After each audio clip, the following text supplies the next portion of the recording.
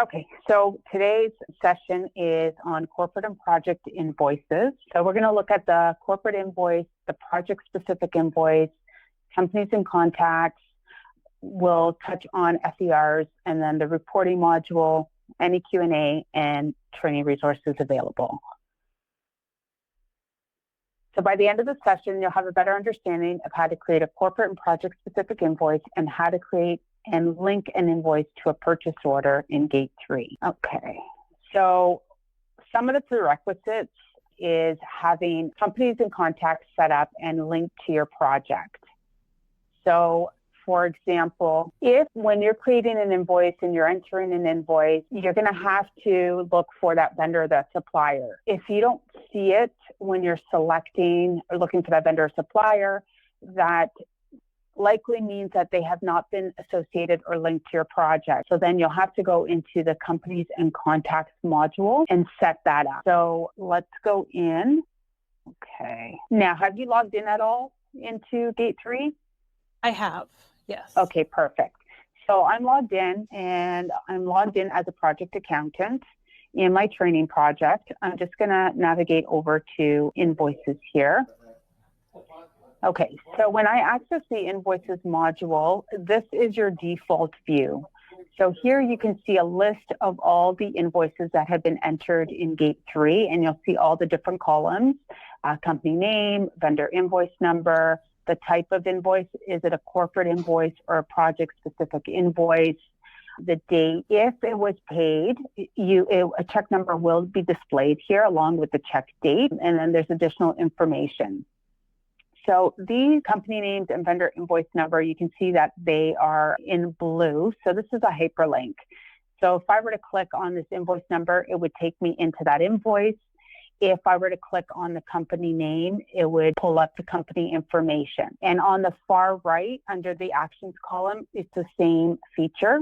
So this would open up the invoice, and this where it says open company would open up the company contact information. And then here you have filter text boxes. So if you have to search for a specific invoice, you can use any of these filter text boxes to do a search. So if I was looking for maybe gas suppliers, I would type that in.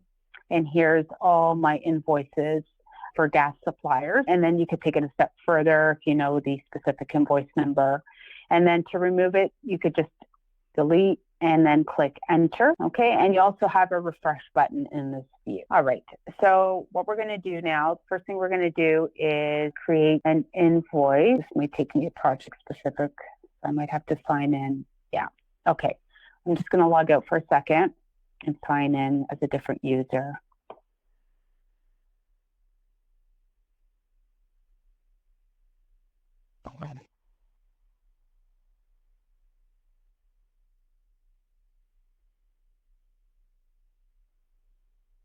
Okay, so, and now I don't have access. All right, I'm going to go in a different way.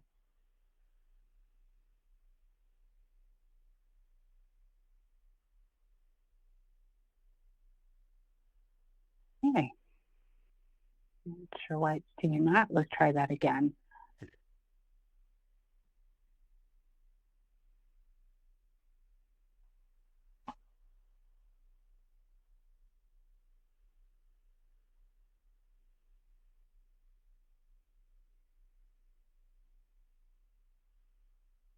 Okay. Okay, so in order to show you both types of invoices, I had to take a different path in my training environment. All right, so new corporate invoice. Now, there are some best practices I want to review before we actually get started. So I'm just going to pull this up. And let me just expand this. Okay, right here, overhead invoices not related to Gate 3 projects or jobs. Those invoices are entered in AS400. That is our financial management system. Okay, most part, I believe you'll be entering Gate 3 invoices. So invoices entered to Gate 3 or AS400 for that matter cannot contain dashes, spaces, or special characters. So you may come across an invoice that has an invoice number, as an example, 345-1. You'll have to remove that dash and just combine those numbers. And then if an invoice does start with a 0, people have been known to drop off that 0. It should remain there. So if it were 0123, it should be 0123. That's how it should be entered in Gate 3. Another thing you want to ensure is that the name and address in the Gate 3 system matches what is on that vendor's invoice. Okay, so it could be maybe a case where a vendor has moved, we haven't been notified, it hasn't been reflected or updated in our Gate 3 system. So if you do come across that, both have invoice and Gate 3 system do not match, maybe contact that vendor and say, hey, is this a new address? And then we'll have to update the Gate 3 system in companies in contact. So also make sure that when you're creating or entering an invoice in Gate 3 that you're actually going off of the actual invoice, not a packing slip, because that has happened. And only enter an invoice if it has been approved. It's an approved invoice with a PO number, purchase order number, and coding on the invoice has been added with the signatures on the invoice indicating approval. So every invoice you come across should have a purchase order number. It should be coded, so it should have a cost code and a signature indicating approval. And then you want to ensure that the invoice is being linked to the purchase order, if applicable. And then we usually at Ellis-Don typically pay invoices within 45 days from the date of invoice. Okay?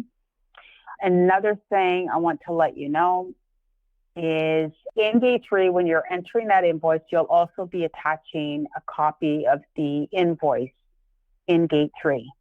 Even though we've done that, we still need to email trade payables separately the backup, that invoice backup. So there's a step where you'll be attaching the invoice in Gate 3 when you're entering that invoice, and another step where you'll actually be creating a separate email to trade payables with that invoice, okay? And then any invoices, the backup is to be emailed to this email address. I'm going to send this to you after the session, so you'll have a copy of this. Okay. Now, if you have multiple invoices and you want to send that backup in an email to trade payables, before we had to attach them all separately. Now you can just scan them and upload them in one attachment. Another thing to point out is if a cost code is incorrect and a change is made in Gate 3, the backup that is attached should also be corrected. So maybe upload the attachment with the correct changes.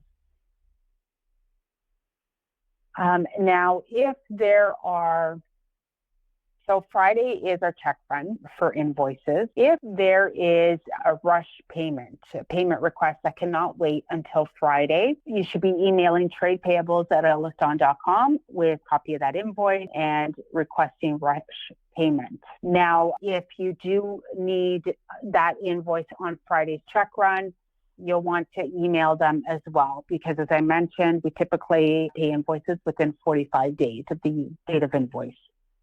So if there's a rush that needs to be paid before Friday or needs to be on Friday's check run, just email the information and a copy of the backup to tradepayables@ellisdon.com. Now, if you do want it on Friday's pay run, make sure you do submit that invoice by 2 p.m. Eastern Standard Time on Thursday. So I think it would be 11 a.m. your time. And then do you know if you'll be entering any financial expense report? I think so. Like if somebody comes in with a receipt that's where they have to fill out a form and expense it. Yeah. I think so, yes. Okay. So similar to invoices, if you want to, check runs for FER's financial expense reports are on Thursdays. So if you want them submitted to be on Thursday's pay run, you want to submit it on Wednesdays at 10 a.m. your time. Okay. And then for FERs, there are some input tax categories. We'll talk about that when we're actually in there. Okay. So I'll be sending this over to you, but we're going to go ahead and get started. So this is a corporate invoice. I don't think you'll be using This, I think you're mainly be using project specific, and we'll get into that one after this. Okay. Okay, so right here, so the reason for the two different types is sometimes, I'm just going to use an example of a bell bill. So maybe there are, multiple cell phones. Maybe you're working on multiple projects and there's a bell bill with multiple cell phones on those multiple projects. This allows all those different charges to be entered on one invoice, this corporate invoice. So it's not done one by one. Okay. Does that make sense? Yeah, that makes sense. Okay, perfect. So in the corporate invoice, a lot of this information is the same in a project-specific invoice where you need to enter an invoice number, a vendor number. If you do not know the vendor number, in this corporate invoice, you would just come over, you can either start typing the name or you could click edit and look for that company. Okay, so maybe Electric Canada. And it'll pull in their address and information. This here, paying company, saying enter paying company internal code. So this is the Ellis Don paying company. So we have a few different ones. So the main one is Company J, and Company J is Ellis Don Corporation. So if I were to put J, this is an indication that Company J, Ellis Don Corporation, is paying this vendor. Okay, it's coming out of that account, that paying company. We also have Company 18, which is Ellis Don Construction Services. And I believe out in Alberta, they use Company 18 most of the time. Out in BC, it's mainly Company J. And you will see there's also Company A, Company B, there's multiple. So I don't think you'll really have to concern yourself because I don't think you'll be entering corporate invoices. But if it were the case that you were, and on that invoice, there's, an expense or a charge for Ellis out in Alberta, and it has Company 18. And then you see one for Vancouver, a different project in Vancouver, Company J, and then another one, Company A. If the majority is Company J, then you would just use Company J in here as the paying company. Okay. So that's what I've been told by Trades Payable. I don't think this is something you have to worry about, but just to let you know what that is. Will you be using AS400 at all? I don't know. I don't think so. Okay. I haven't been told. Okay. If you do, just keep in mind, if you ever want to look for the paying company, this might make more sense to you when you start using it. If you start using it, it will be screen 78. So it's numbered in AS400, screen 78, and you can see the paying company in there. Okay. Okay. Now here, remit to vendor. This is we're ordering from Electric Canada's warehouse, but the payment has to go to maybe their headquarters, which is a different location, different address. If that is the case, then we would just expand this and add the correct information. Right. For that address where we're going to remit payments. Most cases it's the same, but we do have that option here. Okay. Okay, and then here, this is where the items are going to be entered for the expenses for the different projects. So right here, I would enter that's down here. This is just the information on the actual invoice. So the invoice number was 7654-1. As I mentioned earlier, it cannot contain spaces, dashes, or special characters. So I'm going to have to remove that dash. Right. Okay. And if it started with a 0, you're going to add that 0. And then here you'll select the invoice date. Typically, most times it'll be in Canadian currency. And then the total amount of the invoice, including taxes here. So I'm just going to include taxes. And then here you have the option, is this tax exempt or not? In this case, it is not. And I can select tax type. I'm just going to use HST 13%, but in your case, you would use, most cases, I would think, would be GST, and then here, tax type 2, PSK. And so the invoice amount that you have, the 226, includes the tax already or not? Yes, it includes the tax already. So in this section, and in the corporate invoice, it includes the tax. When we do the project-specific invoice, it auto-calculates, so you don't have to worry about that. Okay, which I think is what you're going to be doing most times. Right here is where you're going to add that invoice or that backup. So add attachment, and then let me just see if I can find something. So that would be the invoice. Mm-hmm. And then you can add a description if you'd like. Right. That is optional. Now it's this section here, invoice line input. This is where we're going to start inputting our expenses. So whatever's on that invoice for multiple projects, this is where we're going to start populating that information. So in this case, I'm just going to create 2 lines, okay, at $100 each plus HST, just to make it simplified. I don't want to spend too much time in here because you won't be entering this. So I'm going to go ahead and enter my project, the project that is on that bill.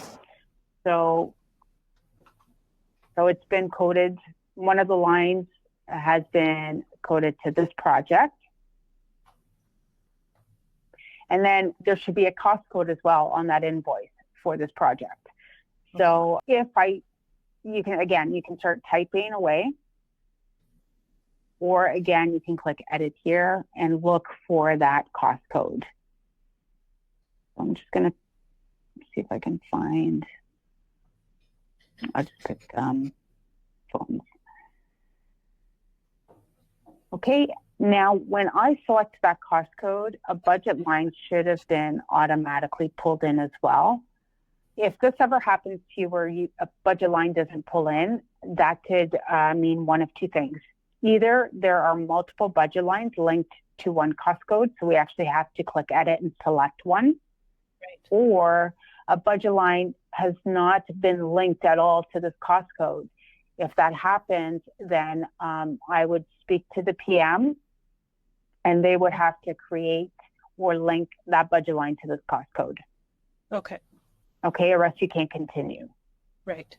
So in this case, I think there's multiple budget lines linked to this cost code. So I'm going to go ahead and click edit. And that's why I didn't pull in. So it's asking me to select one. I'm just going to go ahead and select one. Okay, so now that's good. Product code, this is optional.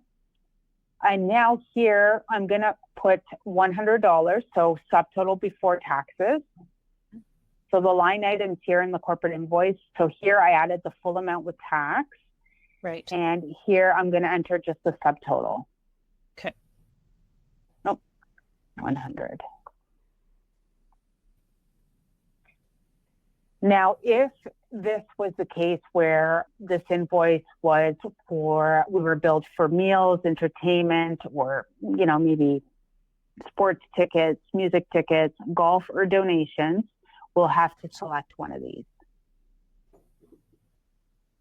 Okay, and this will apply to financial expense reports too. So if someone was expensing a meal because they had to travel for work and had to purchase a meal, then you have to select this category. Does that make sense? Yes, that makes sense. Yeah. Okay, perfect. In this case, we're going to leave a blank. This does not apply. Right. Okay. Now, right here, this is pulled in from this tax from what I had added here. Okay. I can override it here. Right. Because maybe on this invoice, there's multiple projects, and maybe one is out in Alberta or BC, so the tax would be different. Right. Right? So I can override it. Okay. Okay. And then here, I'm just going to put, select the unit type. I'll just put each unit price 100, and the system will know that that's just one quantity of one because I added 100 here. You can add an item code. You can add a description. I'll just put phone. And then I'm good here. So I'm going to go ahead and click Save Line. Okay. And then I'm going to add one more line. I don't know if I'll be able to pull in a different project because I'm in the training environment. Let's see if it's going to work. Well, maybe.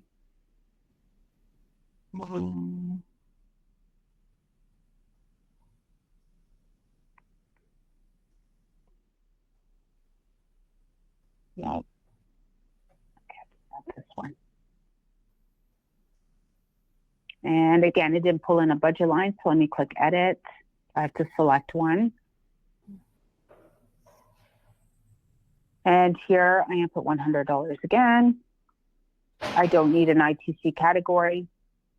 I'll leave the tax as is. And maybe this one, there was 2 phones. I'm just at $50 each as an example. The system will know that it's a quantity of 2 that makes up $100. 50 times 2. Okay. And then I'm going to go ahead and save line.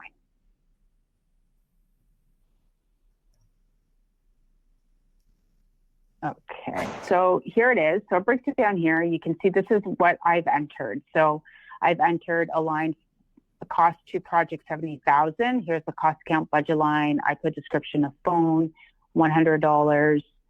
And then if I had to remove this line at this point, I can definitely do that because I haven't submitted anything. Maybe I made a mistake and I want to redo it. Right. And then here's the second line. Okay. Now, here you can see shipping and handling. If I had to add a shipping line, I would just click here. I'm going to put $20. Okay, come on. Did it take? I hope it took. Okay, so what I want to point out here is if you noticed when we were adding each line, there was this little shipping and handling and it was checked off as applied. Right.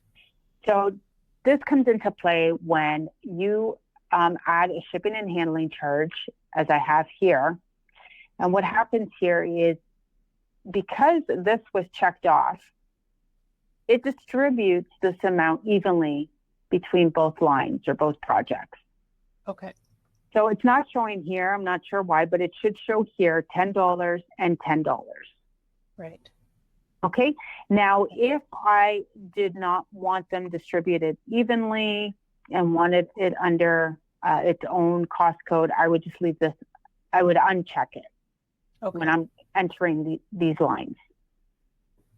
Okay, but in this case, you know what, I think each project should cover the cost evenly, so I left it checked.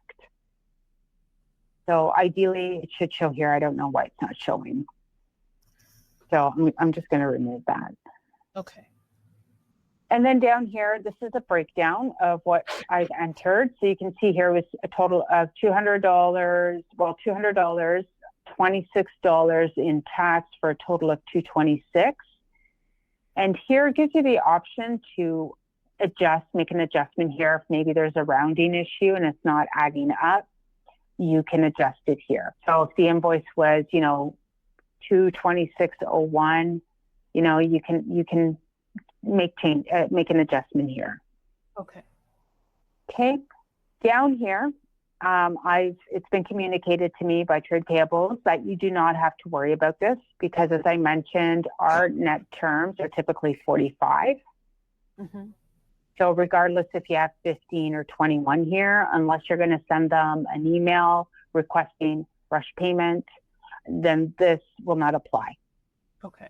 Okay. You can add a due date here for sure if you want. Right. Okay. Payment details. This will only show, you can expand it, only show when this invoice has been paid. Okay. So if you recall in the beginning in the main view of showing a list of all the invoices that have been entered in my project, there's 2 columns there. It shows check number and check date. Yeah. If you want to get more information, then you would come into the actual invoice and it will give you more information such as, you know, the date that it was cashed, or if the check was canceled, if it's on hold, because a vendor may call you and say, hey, I haven't received payment. You can come into the invoice and see if it was actually cashed or not, or what's actually going on. Right. Okay. Okay. This, you don't have to worry about. This is based on that paying company. Okay. So I'm in the training project. That's why it says Gate 3, not Ellis Dawn. And then any comments you want to add, you can definitely do that. Okay. So I'm going to go ahead. Right now it's in draft. I will go ahead and save this. When I save it, it will trigger workflow, which means it will go for review. So this will be sent to trade payables to review. Okay. Okay, I'm just going to click on more here just to show you that if you had to continue working, you can save it as draft. You can delete it at this point, refresh it, or close it. Okay. But I'm going to go ahead and save it. It's just processing. Okay, so it booted me out. So if I wanted to go back in and take a look at that invoice, I would just go to View, Invoices. You see purchase orders here because they share the same module. Right. So I'm going to go over to Invoices, and I know the invoice number, so 76541, even though it's right there, and there it is. And then I can always click on the invoice number to go back into that invoice and take a look at it. Right. Okay, and you will see right here it has a status of under review. Right. So right now at this point, I can't do anything. So if you ever come across where you've submitted an invoice and you realize right after that, oops, you know, something's incorrect or I missed something, contact Trade Payables, send them an email and say, please revert that invoice because I need to make a correction. Okay. Right? Because then at that point, you know, if you catch it in time, they can revert it back to you, and then this edit will become available and you can make whatever changes you need to make. Okay. Okay. So I'm just going to back out again. And right here in the main view, it will also tell you here that it's under review. Okay. Okay. So the next one is the project specific invoice, which is what you're going to be working in most of the time. Right. So I'm going to go ahead and click new. I believe it's this one, project invoice. Yours might just say invoice. See, no, it's not in my training environment. So mine just says invoice. Okay, so this is what you're going to be working with. It's going to look like this. So here, I'm not in a project right now. I'm at the gate 3 home level. So it's asking me for my project number. I could, if I know it, I could type it in. Nope. Yeah, 0, and then click retrieve project. Right. But for you, you will be most likely already in your project. So let me just go in that way. So I can select the project. I'm going to be entering this invoice. Start, financials, invoices, and new invoice. I think that's wrong. Oh, no, we're good. All right. So see how it automatically pulls in my project number because I'm in my project. Right. Okay. All right. So here it is. I could select. So right here is where you're going to select your vendor. Select company. So let's pick Container King. Okay, so pulls in the company name. In here, invoice date. We'll keep today's date. This right here, you would enter the invoice number, whatever that's going to be. Don't worry about this. You may not even see that in your project. Okay, so that's not required. And this here, similar to the corporate invoice, if you have to remit payment to a different address or location, you're going to look for that company, select that company. Okay. Okay. And then right here, again, you don't have to worry about this or this. Okay. And here it says US dollars for project currency. Don't ignore that. This is just because my training project was created as a US project. Okay. Okay, yours should say Canadian. Okay.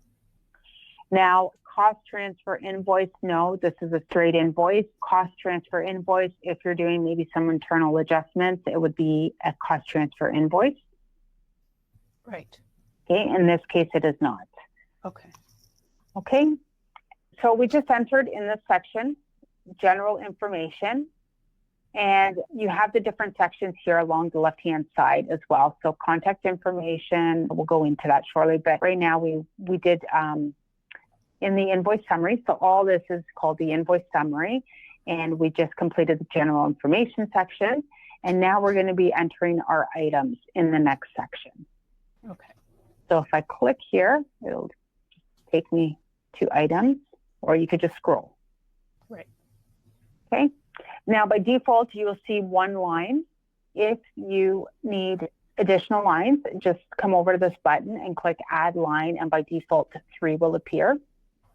If you do not require all of them, just scroll to the far right, and you can click on the trash bin icon to remove them. Okay. Okay.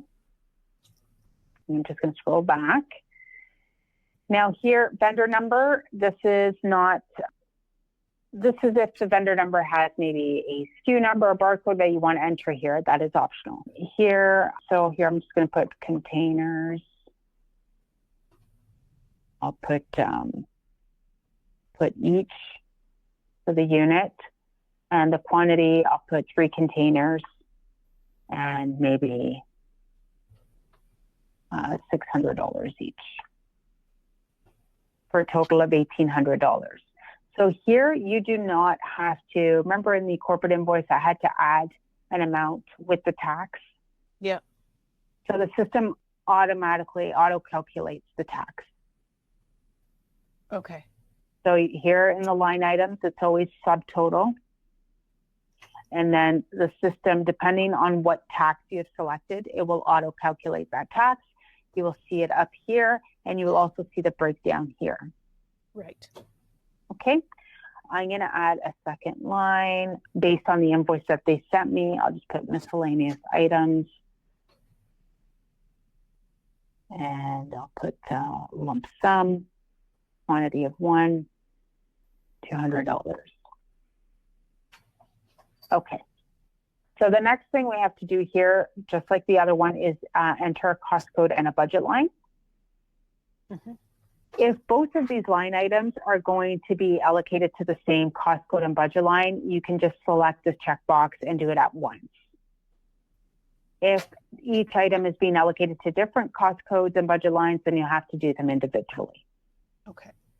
Okay, but at this time, they're going to the same cost code, so I'm going to click Assign Cost Account here. And I'll just see if there's any. No, I don't have anything like that.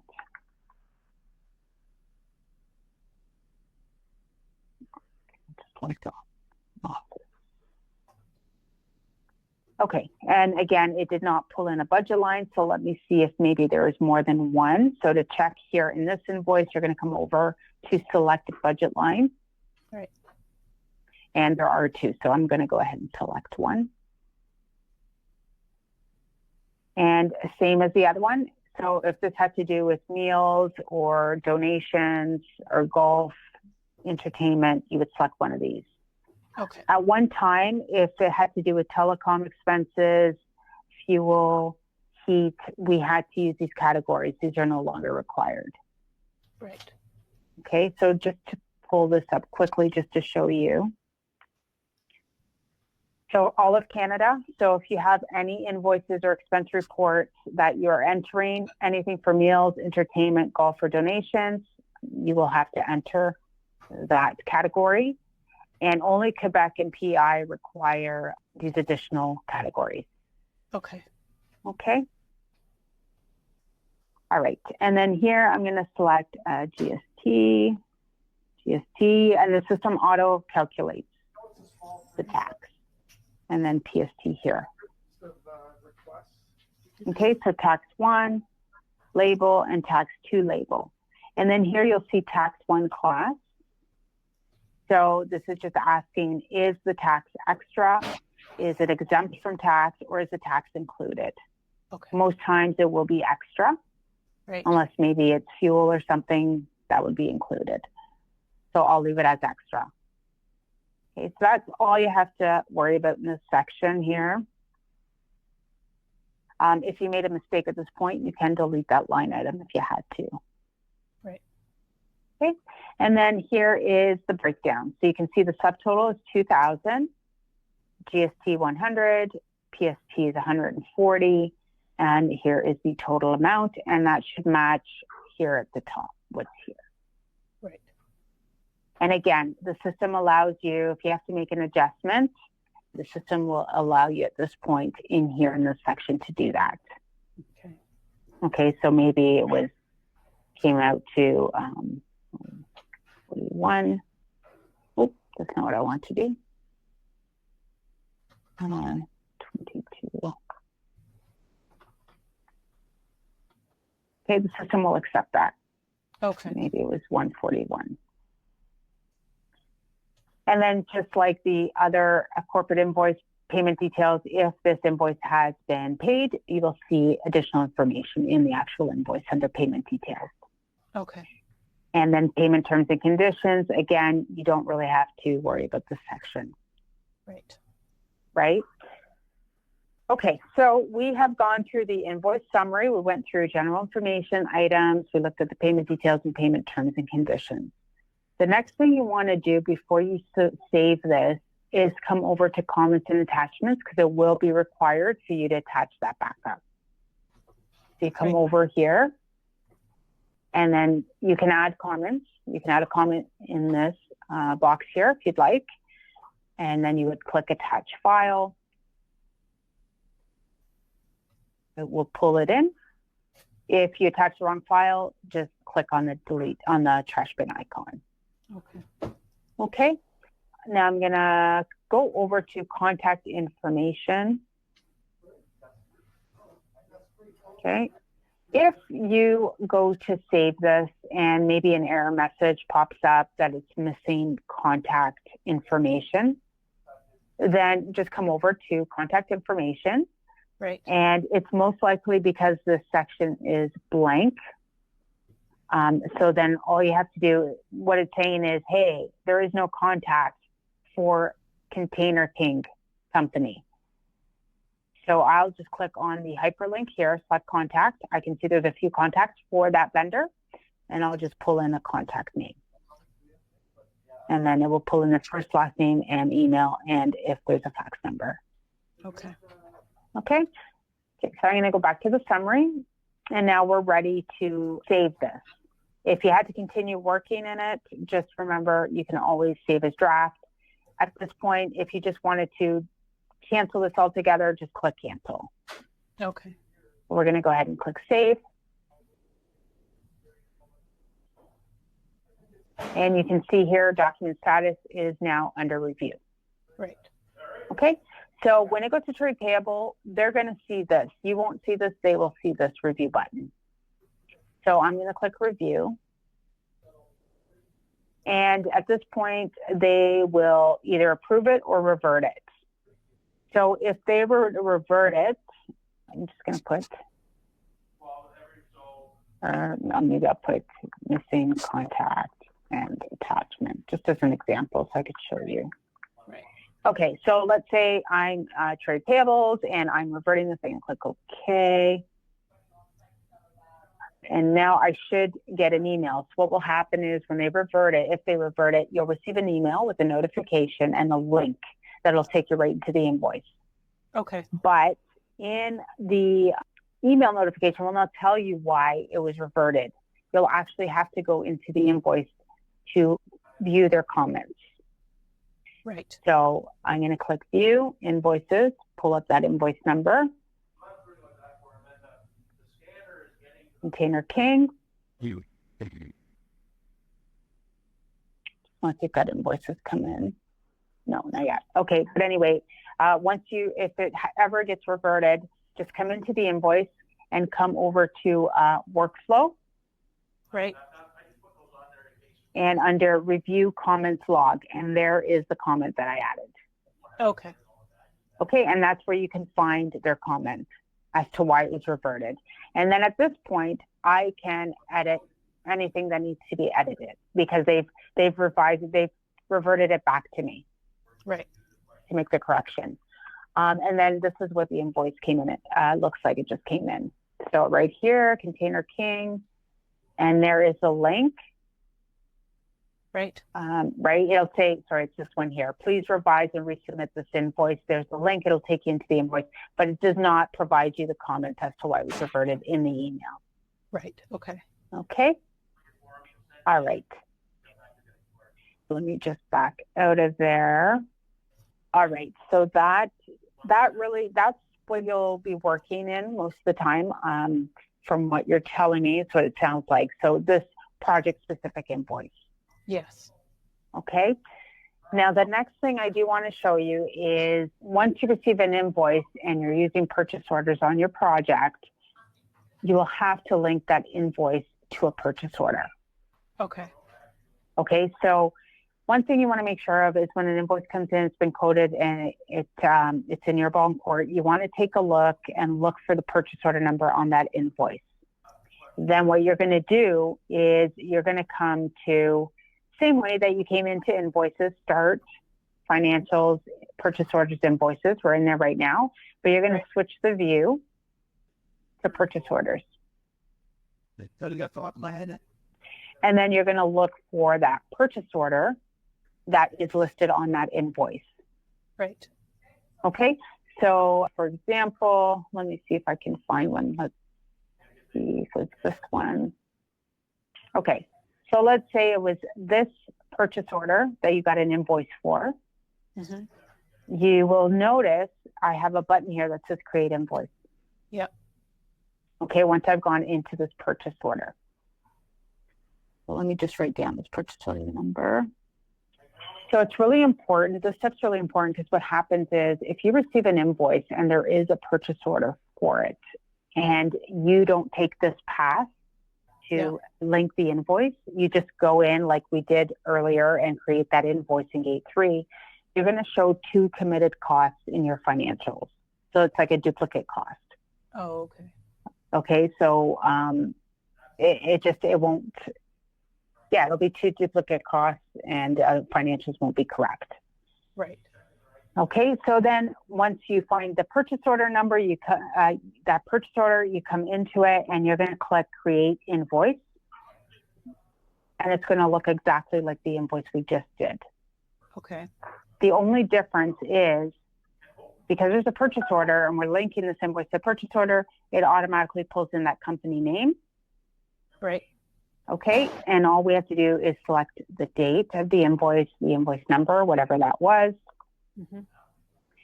And then you don't have to worry about any of this. So really all you have to worry about in this section is just invoice date and invoice number when you're linking it to a purchase order. Okay. And then down here, you'll notice that it automatically pulled in the items from that purchase order. So you don't have to add anything unless there's additional charges on the invoice. Then you would click Add Line and add that additional line. Okay. That additional charge. And another thing I just wanted to mention here. Oh, what was it? Okay, sorry. If for some reason you come into the purchase order to link that invoice and the invoice appears and in the item section there is no items, just click Select Items. And in here will show you anything that was on that purchase order. Okay. Okay, so if it does not appear when you create that invoice through the purchase order, just click Select Items. You'll see all the items here. And based on what's on the invoice, you're going to pull in those items. So I would select this. If that was the case, click Add Line. This is kind of like a shopping cart. You'll see the item below, and then I would click Apply. Okay. But it's already there, so I don't have to do that. Right. Okay, so if you had to make any adjustments, maybe we ended up getting a quantity of 2 instead. Mm-hmm. That's what's on the invoice. You can make that change here. Right. Okay, if you have to change the cost code, you can make that change here as well. Right. Okay, so it's already populated for you, but any changes you need to make, you can definitely do that. Okay, and that, again, that's really it. Any adjustments you need to make, you can do that in here. And then you want to make sure that you attach that invoice again. Right. Always attach the backup. I'm just going to go ahead and do that. That's the same thing. And come back over to Invoice Summary. And I'm going to submit this. And again, this is going to go for review. Right. Okay, so now it is under review. Okay. Okay, so this is the invoice that we used to link this invoice to. So I'm just going to go back. I have it open. So I'm just going to toggle back to the purchase order. So you can see purchase order number ER-2. And I'm going to come over to associated documents. Okay, so once that invoice has been processed and approved, you should see any associated documents as purchase order, so that invoice in this section Right. of the purchase order, and vice versa. So if I go back to the invoice that we submitted and come over to associated documents, you can see the purchase order is here. Got it. So you can open up the purchase order right from within the invoice if you want to take a look at it. Right. Okay. Okay. And that is really it for invoices and how to link an invoice to a purchase order. Okay. Now, if you ever get stuck, I always recommend coming over to the help menu. Right. Do you know about the help menu? Yeah. Well, you've been in my other sessions, so. Yeah, I've been in your other sessions. And I tend to watch the video one more time too after we do it. Yeah, whatever works, right? Whatever helps you. So that's why it's here, right? So if you're ever stuck, come down here. So create an invoice. This is the project specific. Right. You're going to click there. Again, step-by-step instructions. Yes. And then again, there's the little videos here. Right. Okay. And then if you ever have to do a cost transfer invoice, would be an adjustment, again, we have that here as well. Step-by-step instructions on how to do that. Well, you never know. Okay. Yeah. Never know, right? Yeah. It's here if you ever need it. Okay. Okay. I'm just going to come back here. This is just showing you how all the financials come together. So, there's a cost account, a budget line has to be linked to a cost account. And when a budget line is created, a billing line is also created. Mm-hmm. And then I've showed you this already. These are just, in your case, some things to look at for a project invoice. You want to make sure that, you're looking at the invoice number, the date of invoice, the due date. The bill to information is different from the ship to information. Look for that purchase order number. Where's the remit to payment going? And then here is, they all look a little different, but you'll have like where it's being coded to. So in this case, it's 01-54-10. And then you want to make sure there's a signature approving that. Right. Okay. And this is just an example of a financial expense report. If you ever come across one and you have to enter, depending where you are, it may look a little different, but the idea is pretty much all the same.